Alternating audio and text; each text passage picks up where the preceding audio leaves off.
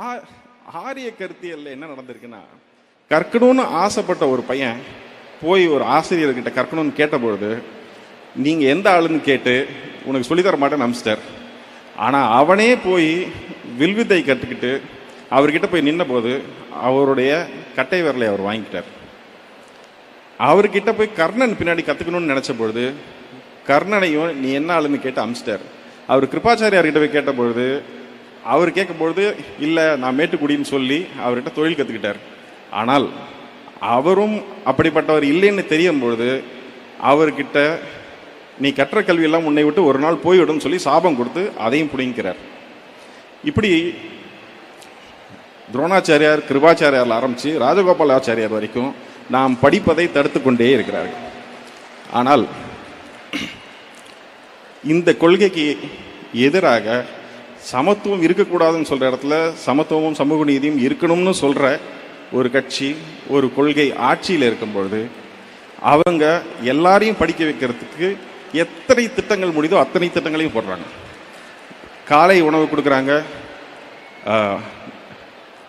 நான் முதல்வன் இருக்கு, தமிழ் புதல்வன் இருக்கு, இந்த இப்படி அவங்க ஒரு வரிசையாக திட்டங்கள் போட்டு எப்படியாவது படிச்சிருக்கன்றாங்க.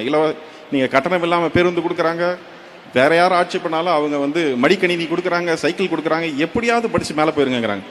இதை தடுப்பதற்கு அவங்க முன்ன கட்டைவரில் கேட்ட மாதிரி கர்ணனுக்கு அம்னீஷியா கொடுத்த மாதிரி இப்போ புதிய கல்விக் கொள்கையை ஒன்று கொண்டாந்து உங்களை தடுக்கிறத தடுக்க பார்க்குறாங்க. இந்த மாதிரி சினிமா துறையில வாய்ப்பு கிடைக்காதவங்க இல்ல வெற்றிகரமா அதுல ஜெயிக்க முடியாதவங்க உடனே திமுக கிட்ட போயிட்டு சரண்டர் ஆகி அந்த கோபாலபுர குடும்பம் என்ன சொல்லுதோ அதை அப்படியே அவங்க பேச ஆரம்பிச்சிடுறாங்க. இந்த கோபாலபுர குடும்பம் திமுக தலைமை குடும்பத்தை பொறுத்தளவு ஒரு ஸ்ட்ராட்டஜி வச்சிருக்கிறாங்க.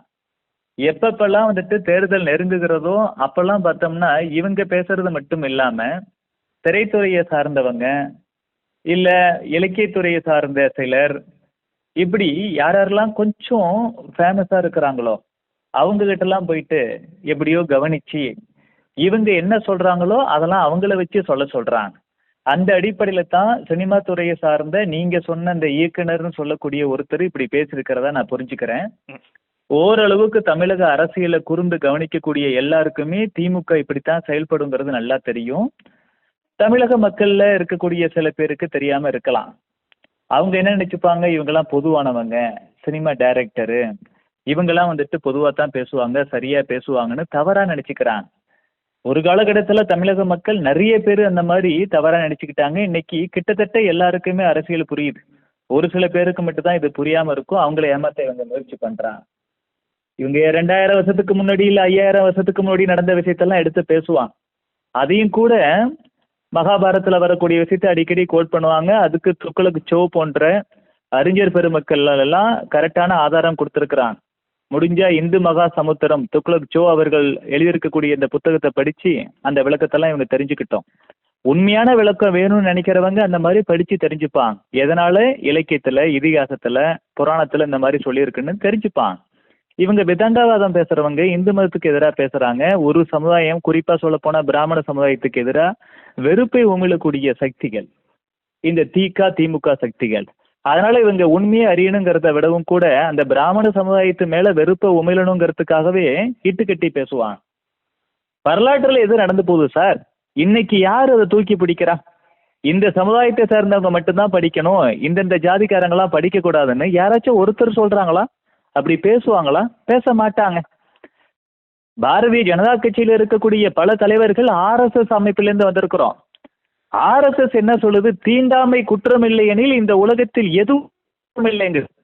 இன்னைக்கு மதுரையில் நடந்த முருக பக்தர்கள் மாநாட்டுல கூட தனிப்பட்ட வகையிலையும் குடும்ப அளவிலையும் அமைப்பு ரீதியாகவும் சமுதாயத்திலையும் எங்கேயுமே நான் தீண்டாமைய பாராட்ட மாட்டேன், தீண்டாமையை ஒழிக்க பாடுபடுவேன், அப்படித்தான் தீர்மானமே எடுக்கிறோம்.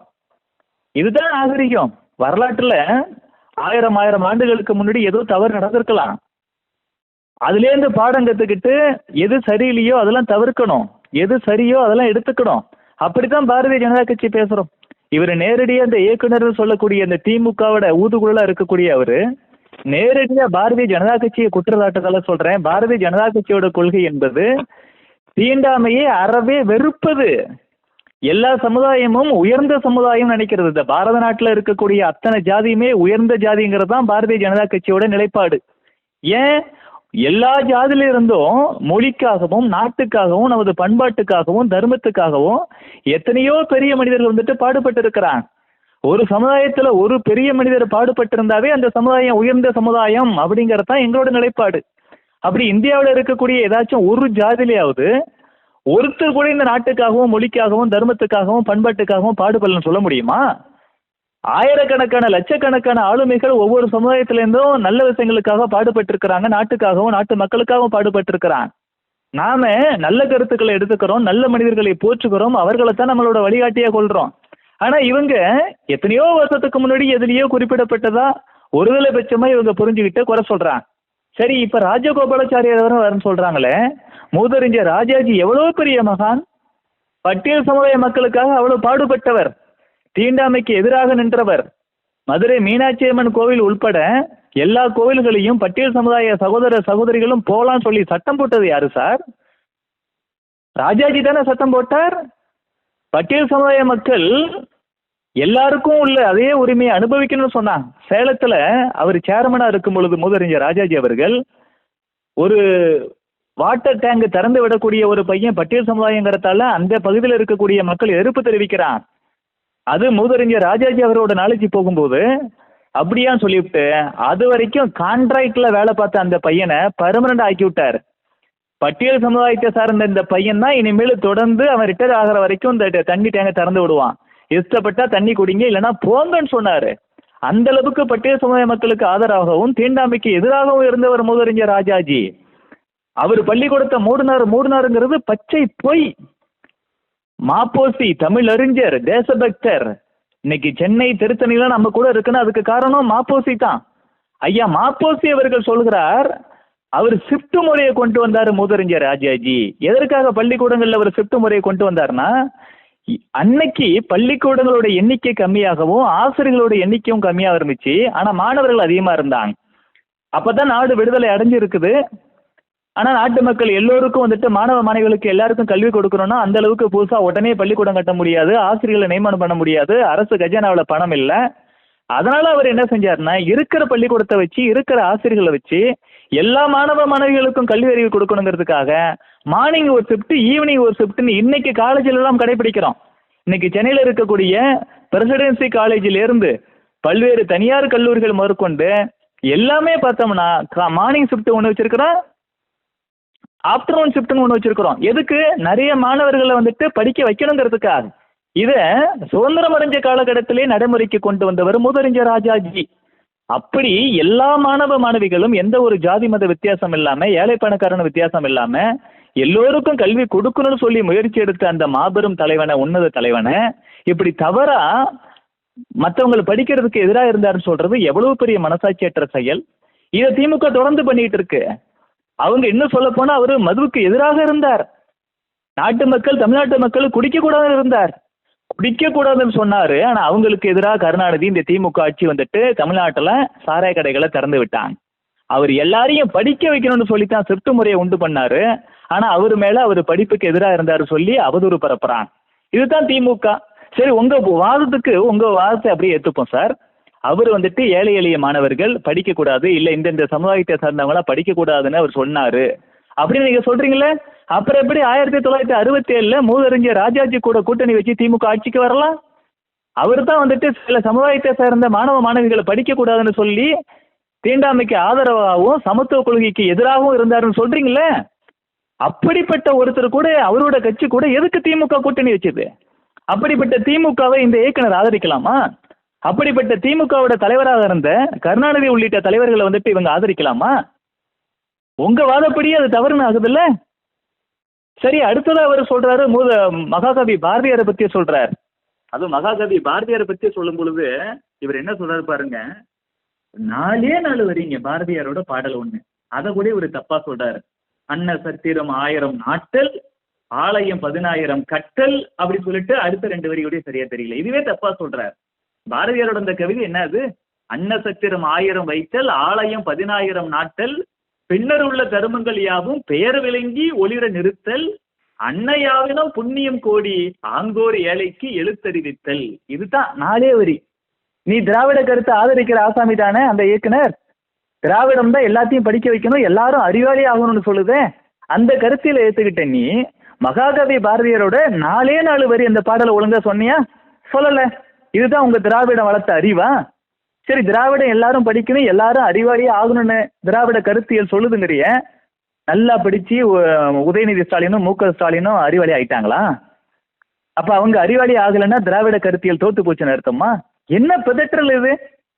இவங்க திரைத்துறையில நம்மளால ஜெயிக்க முடியல, மறுபடி எப்படியாச்சும் இந்த என்டையர் கோலிவுட் சினிமாவும் தமிழ்நாட்டு சினிமா துறையும் கோபாலபுர குடும்பம் குறிப்பா உதயநிதி இன்பநிதி கையில கிடக்குன்றதால அவங்களோட அரசாங்கத்தை, அவங்களோட கட்சியை, அவங்களோட ஆட்சி முறையை பாராட்டி பேசணும்னா நமக்கு ஒரு 4 படம் வந்துட்டு வாய்ப்பு கொடுக்க மாட்டாங்களா அப்படிங்கிறதுக்காக இல்லாத பொருளாதெல்லாம் பேசிக்கிட்டு இருக்கிறான். புதிய கல்விக் கொள்கை எப்படிப்பட்ட கொள்கை? இந்த இப்ப தேசிய கல்விக் கொள்கை 2020 என்பது எல்லோருக்கும் உயர்ந்த உலகத்தர கல்வியை கொடுக்கக்கூடியது. அந்த புதிய கல்வி, நீங்க பாரதியாரை புகழ்ந்து பேசுறீங்களே, பாரதியார் என்ன சொல்லியிருக்காரு? யாமறிந்த மொழிகளிலே தமிழ் மொழி போல் இனிதாவது எங்கும் காணும் சொல்றாரு. இந்த உலகத்துல எங்கேயுமே இல்லையா தமிழ் மொழி போல? அவ்வளவு இனிதான மொழியா தமிழ் மொழி. அந்த தமிழ் மொழி வழி கல்வியை கத்துக்கணும். 5வது வரைக்கும் ஆங்கிலங்கிற ஒரு பாடத்தை தவிர தமிழ், அறிவியல், சமூக அறிவியல், கணிதம் எல்லாத்தையும் தமிழ்ல சொல்லி கொடுக்கணும். முடிஞ்சா 8வது வரைக்கும் கூட இந்த மாதிரி தமிழ்லயே சொல்லி கொடுக்கணும். தாய்மொழி கட்டாயம் சொல்லுது இந்த தேசிய கல்விக் கொள்கை. நீங்க தான் பாரதியாரை புகழ்ந்து பேசுறீங்களே, அந்த பாரதியார் தானே தமிழ் மொழி எவ்வளவு முக்கியம்னு சொல்லியிருக்காரு. அந்த தமிழ் மொழி வழி கல்வியை பிரைம் மினிஸ்டர் நரேந்திர மோடி தலைமையிலான மத்திய அரசாங்கம் கொண்டு வந்திருக்கக்கூடிய இந்த தேசிய கல்விக் கொள்கையை வலியுறுத்துதுல, அதை ஏன் எதிர்க்கிறீங்க? எல்லாரும் படிக்கணும்னு சொல்றது எது? பிரைம் மினிஸ்டர் நரேந்திர மோடி அவர்களுடைய அரசாங்கம், அவர் கொண்டு வந்திருக்கக்கூடிய இந்த தேசிய கல்விக் கொள்கை. உடனே பார்த்தோம்னா 2150 கோடி ரூபாய் கல்விக்கு கொடுக்க வேண்டிய விஷயத்தை கொடுக்கல. திரும்ப திரும்ப இதே சொல்லிட்டு இருக்கீங்க சார். தமிழகத்துல எத்தனையோ கவர்மெண்ட் ஸ்கூல்ஸ் இருக்குது. அதுல கிட்டத்தட்ட ஒரு 300 ஸ்கூல்ஸ் சென்ட்ரல் கவர்மெண்ட் என்ன செய்யுதுன்னா, தமிழகத்துல இருக்கக்கூடிய சில பள்ளிக்கூடங்களை நாங்க PMSTன்னு சொல்லி ஒரு திட்டம் கொண்டு வந்திருக்கிறோம். அந்த திட்டம் மூலமா அந்த பள்ளிக்கூடத்தை உலகத்தரத்துக்கு நாங்க உயர்த்துறோம். உள்கட்டமைப்பு இன்ஃப்ராஸ்ட்ரக்சர் இருக்குல்ல, எல்லாமே மாடர்னா, அல்ட்ரா மாடர்னா கொண்டு வரோம். State of the art technology அங்க கொண்டு வரோம். மாணவர்களுக்கு உலகத்தர கல்வியை கொடுக்குறோம். இந்த திட்டத்துல நீங்க சேர்ந்துக்கிட்டீங்கன்னா இதெல்லாம் உங்களுக்கு பெனிஃபிட். இந்த PMST திட்டம் என்பது புதுசா பள்ளிக்கூடத்தை கட்டுறது இல்லைங்க.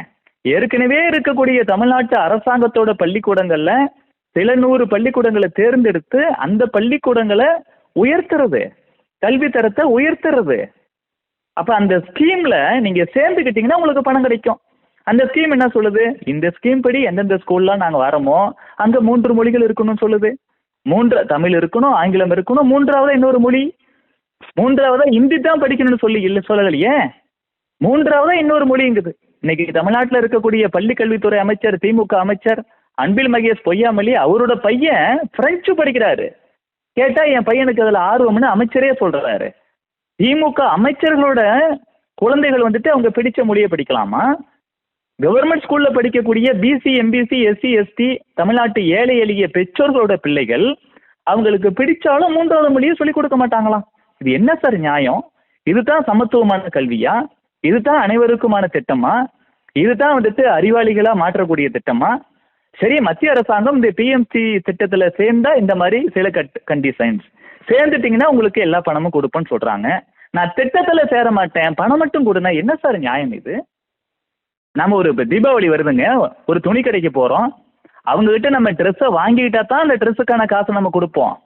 நான் ட்ரெஸ்ஸை உங்களுக்கு விற்க மாட்டேன், இந்த ட்ரெஸ்ஸை நீங்க எடுத்துட்டு போக முடியாது, ஆனா இந்த ட்ரெஸ்ஸுக்கான பணத்தை மட்டும் கொடுங்கன்னு ஒரு கடைக்காரர் கேட்டா தமிழ்நாட்டுல அறிவு உள்ள யாராச்சும் ஒருத்தன் ஏத்துப்பானாதே? அப்படிதான் பண்ணிட்டு இருக்கிறாங்க இந்த திமுக அமைச்சர்களும் திமுக கட்சிக்காரங்களும் அவங்களோட ஊதுகுழலா இருக்கக்கூடிய இந்த இயக்குனர் போன்ற ஆட்களும். தேர்தல் நெருங்க இந்த மாதிரி அவதூறு பரப்புவாங்க.